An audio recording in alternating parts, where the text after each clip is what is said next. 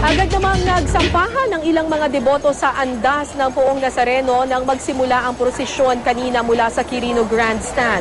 Ang isa nating reporter sandali ring nakasampa dito sa imahe ng Poon. May news to go si Cedric Castillo live. Cedric.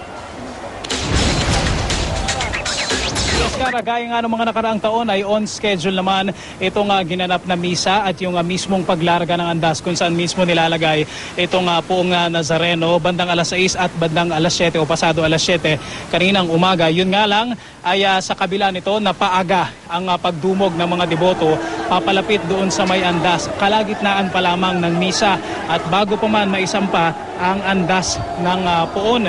At dahil dito napilitan na rin yung mga miyembro ng Hijos del Nazareno, sila yung mga official marshals at escort ng santo na sumamba na sa karo para ma-secure itong andas. Matapos makipagsiksikan, muling nakapasok ang ating team sa loob ng andas.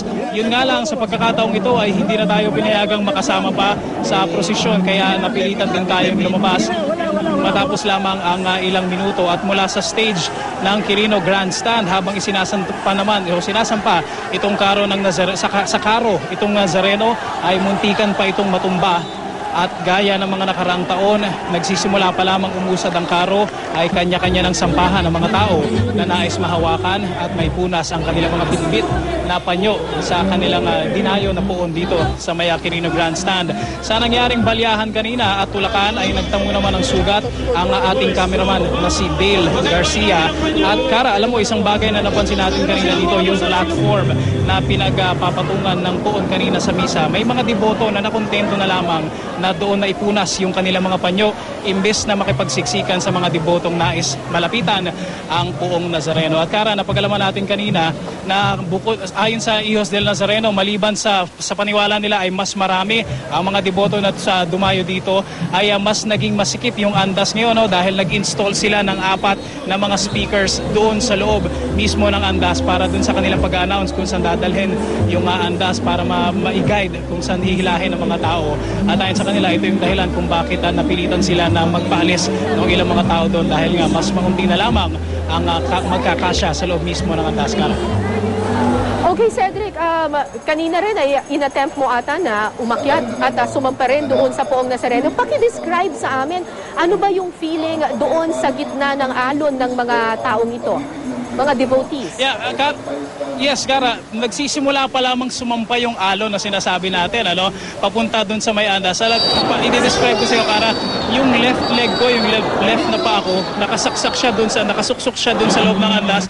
Mga ilang segundo, siguro mga kalahating minuto na kalahati lang yung isang paa ko lang yung nakasaksak dahil ganun kasikip doon sa mismong andas ni hindi ko maipasok yung kanang paa ko. And then finally, nung naipasok na natin doon sa loob ng andas, hinila tayo ng mga miyembro ng Hijos del Nazareno, pati yung cameraman natin na si Dale Garcia. Talagang nakiusap sila at hinila nila tayo palabas kasi ganun kasikip at sinabi nila kailangan daw mag-giveaway tayo para doon sa mga miyembro na sila yung mismong sumama doon sa prosesyon. At syempre, nire-respeto naman natin ito, para. Alam mo Cedric, noong 2004 ay sumampa rin ako dyan sa Poong Nazareno and ang natatandaan ko, I was not walking anymore. Parang dinadala ka na lang ng agos ng mga tao. Parang kumbaga yung paa mo nakaakyat na sa lupa hindi na nakatapak sa lupa sa sobrang dami ng tao at sumusunod ka na lang sa alon.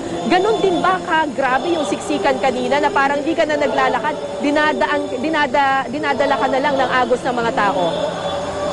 Maliban dun sa sinasabi natin, Kara, na dinadala ka na lang ng alon, nung alon ng mga tao, makikita natin dito yung mga nasa ilalim, sila yung nagiging hagdanan ng mga gustong sumampa pupunta dun sa andas.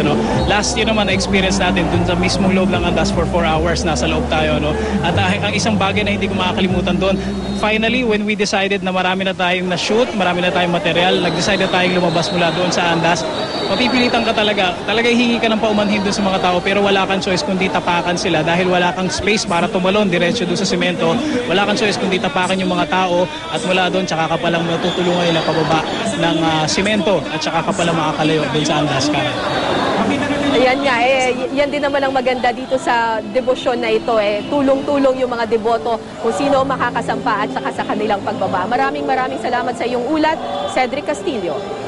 They would be doing this